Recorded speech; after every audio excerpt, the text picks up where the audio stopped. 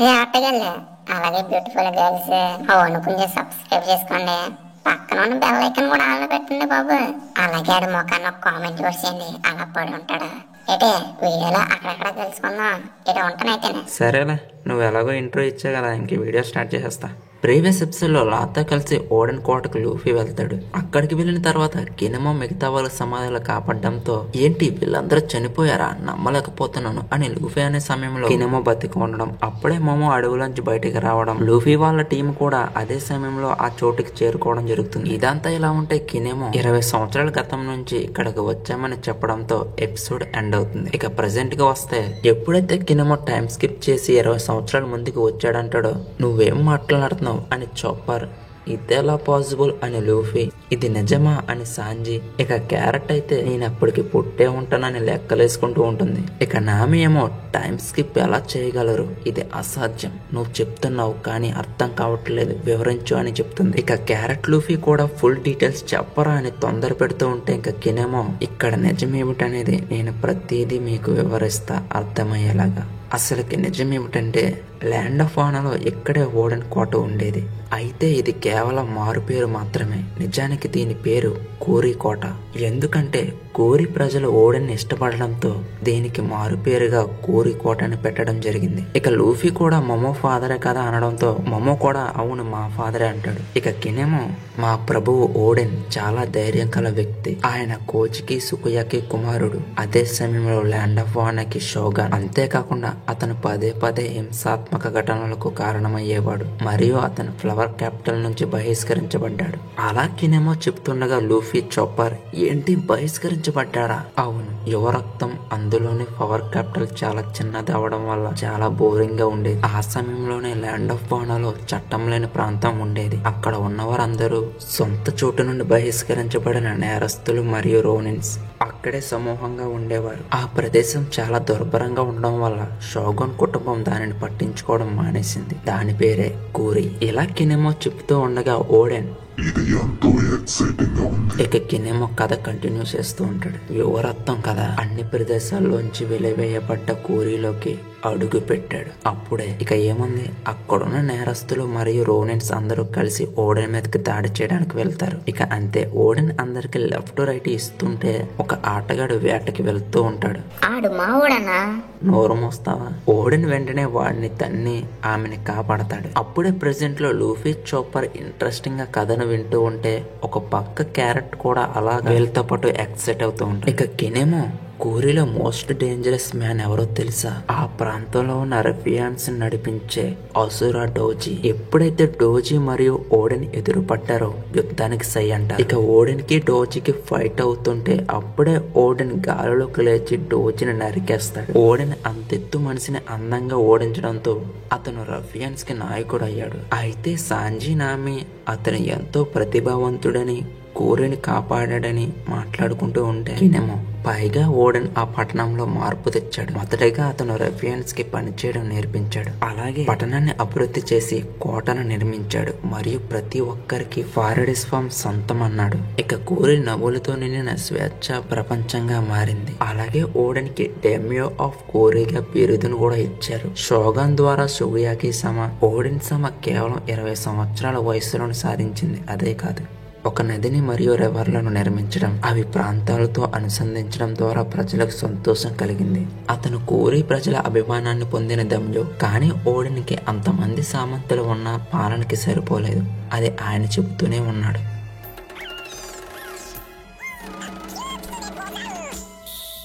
ఇలా కినెమో చెబుతూ ఉండగానే అప్పుడే సముద్రం దగ్గర డాక్స్ట్రామ్, ఓడెన్ సమ ల్యాండ్ ఆఫ్ వానా చాలా చిన్నది. ఎంతో మంచి పాత రోజులు నాకు తెలుసు.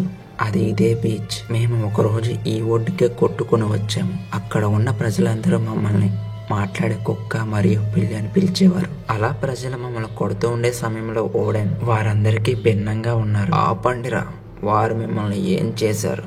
మీ మూర్ఖత్వం కారణంగా మనం భిన్నమైన వాళ్ళం అని భయపడుతున్నారు.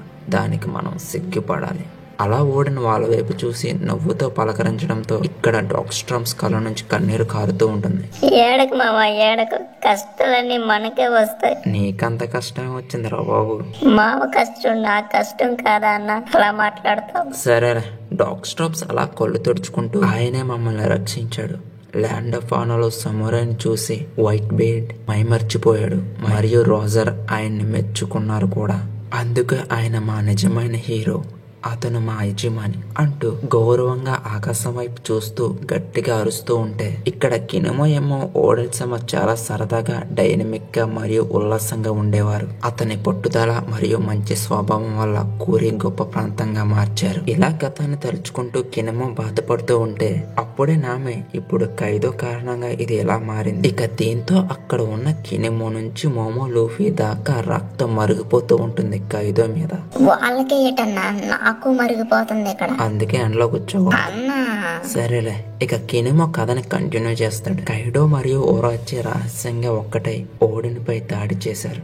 ఇక దానితో ల్యాండ్ ఆఫ్ ఆనర్ 2 ముక్కలైంది మరియు ఓడిన్ పై నేరస్తుడు అనే ముద్ర పడింది. ఇక్కడ ఎలా ఉంటే జోరో టైగర్ తో ఫైట్ ని ముగించేస్తాడు. ఇక దాంతో జోరో తిరిగి ప్రయాణం మొదలు పెడతాడు. అన్న దారి మరిచిందన్నావు. జోరో ఎంత దారి మరిచినా సరైన టైంలో ఫీల్డ్ లో ఎంటర్ అవుతాడు. అప్పుడే జోరో కింద ఓడలు కనబడడంతో అటు సైడ్ గా వెళ్ళిపోతూ ఉంటాడు. ఇక్కడ కినెమో అందరూ ఇష్టపడే ఓడెన్ అని చెబుతూ ఉండగానే కినెమో మోమో కంటి తడి పెట్టుకుంటూ ఉంటే లూఫీ ఏమైందో చెప్పరాని తొందరగా. ఇక అప్పుడు కినెమో ఫ్లవర్ క్యాపిటల్ లో నేరస్తుడిగా అతను మరణించాడు. ఇక కినెమో ఇలా చెప్పడంతో లూఫీ తన చేతితో అక్కడున్న దూలాన్ని పగల కొట్టి, నువ్వు నాటకాలు దుప్పుతున్నావా, ఈ దొంగ నా ఓరాచి గాడు ఎంత పని చేశాడా అని వాడి మీద ఎగురుతూ ఉంటాడు. అక్కడున్న వారందరూ కూడా ఓడెన్ కథ విని బాధపడుతూ ఉండే సమయంలో కినెమో ఓడెన్ది ఒక భయంకరమైన మరణం, ఇది 20 సంవత్సరాల క్రితం జరిగింది, ఇదంతా మా కోసమే. కొన్ని నెలల క్రితం కోచ్కి ఓడెన్ ఒక ధైర్య సమురాయ్. అతని చివరి క్షణం మాకు ఇంకా స్పష్టంగా గుర్తుంది. అన్న చూసావా, బ్రోకి కళ్ళు లేనప్పటికీ కళ్ళంటి నీళ్ళు ఎలా తెచ్చుకుంటున్నాడు. వీడు పైకి పట్టగానే నాకులాగే సెంటిమెంట్స్ ఎక్కువ. సరే. ఇక సాంజీ అదంతా విని, మీరు అలాంటి పరిస్థితి నుండి ఎలా బయటపడ్డారు, ఆశ్చర్యంగా ఉంది. ఇక ఇలా అడగడంతో కినెమో, మాకు మిత్రపక్షాలు లేవు కాబట్టి అక్కడ నుంచి మా ప్రాణాలు కాపాడుకోవడానికి పరిగెత్తాము. అలా ఎగ్జిక్యూషన్ గ్రాండ్ వైపు బయలుదేరాము. ఎందుకంటే అది నేరుగా ఓడెన్ కోట వైపు ఉండడం వల్ల అలా పరిగెత్తుకుంటూ వెళ్ళాము. అప్పుడే దారిలో డాగ్స్ట్రామ్ మరియు క్వాట్ వ్యాపార్ ఒకరికొకరు గొడవ పడ్డారు. దాని కారణంగా ఓరోచి యొక్క సిబ్బంది చేత పట్టుబడ్డారు. కాబట్టి మేము వారిని అక్కడే వదిలిపెట్టి వెళ్ళిపోయాం. మేము వెళ్లే దారిలో ఎవరు మరణించినా సరే కంపల్సరీగా ఓడెన్ కోటకి వెళ్ళాలి. కోజికి వంశాన్ని దించాలని చూస్తున్న ఓరచి లక్ష్యం ఏమిటి అంటే కోటలో ఉన్న మొమోనోస్కిని చంపాలని. కానీ మేము అక్కడికి వెళ్ళక ముందే కైడో ఓడెన్ కోటని మంటలతో నింపేశాడు. ఇక కినెమో వాళ్ళు అక్కడున్న కైడో పైరట్స్ తో పోరాడుతూ కోట వైపు సాగుతూ ఉంటారు. ఆ మంటల్లోనే మొమోనోస్కి చెల్లి హియరి మరియు తన తల్లి అయిన కోజ్కి టాకి సమ ఆ కోటలోనే ఉండిపోతారు. అలా కినెమో వాళ్ళు కోట అంతా వెతికి పైకి వెళ్లి చూస్తే ఆ ముగ్గురు ఇంకా సజీవంగానే ఉంటారు. కినెమో ఇంకా బలంగా ఊపిరి పీల్చుకుని వారి దగ్గరికి వెళ్లి, నన్ను క్షమించండి, మేము అక్కడ ఉన్నప్పటికీ ఓడెన్ సమని వదిలివేయాల్సి వచ్చింది. అది మీ తప్పు కాదు, మీ తల పైకెత్తండి. టాకీ సమ, ఇక్కడ ఉండడం చాలా ప్రమాదకరం, వెళ్ళిపోతాం. నేను ఇక్కడే ఉంటా. మా వల్ల కుదరదు, మనం ఇక్కడ నుంచి వెళ్ళిపోవాలి అని టాకీ సమని ముగ్గురు బ్రతిమాలుతూ ఉంటారు. కానీ అంతా ముగిసింది. భవిష్యత్తుకి మనుషులు ఎప్పటికీ వెళ్ళలేరు, కానీ మీరు భవిష్యత్తులోకి వెళ్ళవచ్చు. నేను భవిష్యత్తులో చాలా దూరం ప్రయాణించాను. ఎలాగంటే నా విచిత్రమైన టైం ఫ్రూట్ శక్తి ద్వారా అది చివరకు ఈ ప్రయాణం ముగిసే ప్రదేశానికి తీసుకువెళ్తుంది. ఇక టాకిసం ఇలా చెబుతూ ఉంటే కినెమోకు ఒక ముక్క కూడా అర్థం కాదు. కానీ ఇటువంటి పవర్ నేను కట్టు కదా అని నమ్మాను ఇప్పుడు దాకా.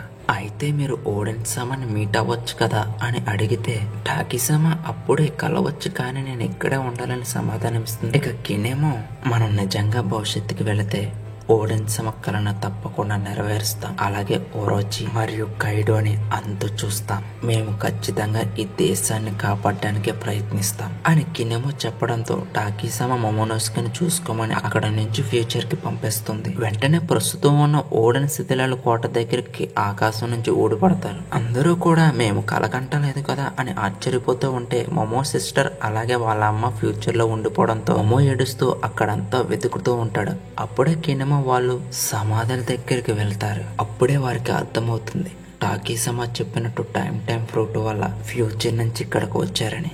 అప్పుడే కినెమో ఇది కూరిలో ఉన్న ఊరు, అలాగే ఇది భవిష్యత్తులో ల్యాండ్ ఆఫ్ ఫానాలా ఉంది. అలా అక్కడితో పాస్ట్ ఎండ్ అయిపోతుంది. ఇంకా ప్రెసెంట్ కి వస్తే మేము గతం నుంచి వచ్చాం కాబట్టి 20 సంవత్సరాల తర్వాత ఈ ప్రపంచం గురించి తెలియదు. మేమున్న దేశం గురించి తెలుసుకుందామన్న ఓరొచ్చి చెడ్డ పనుల వల్ల పూర్తిగా అంతా మారిపోయింది. మేము చుట్టూ నడిచాము, ఫ్యాక్టరీలను వరుసలో చూసాం, నల్లటి పొగను వెదజల్లే అనేక పొగగొట్టాలను, తాగలేని నీరు, ఆహారం కోసం కఠినమైన నియంత్రణలో దమ్యో మరియు నాశనం చేయబడిన ప్రాంతాలు, శుభ్రం లేని ప్రదేశాలు, వారి హత్యల కారణంగా కోజికి పేరు నామరూపాలు లేకుండా పోయింది. కానీ ఇది ఇకపై కాదు. మనకు ల్యాండ్ ఆఫ్ ఫానాలో శత్రువులు ఉన్నారనుకున్నాము, కానీ అది నిజం కాదు. 20 ఏళ్ల కాలం గడిచిన తర్వాత కూడా ఓడెన్ సమను ఆదరించేవారు, కోజికి వంశానికి సహాయం చేసేవారు మన వెంటే ఉన్నారు. ఇక ఇలా కినెమో చెప్పడంతో లూఫీకి ఊపొస్తుంది. కానీ ఇక్కడే ఎపిసోడ్ ఎండ్ అవుతుంది.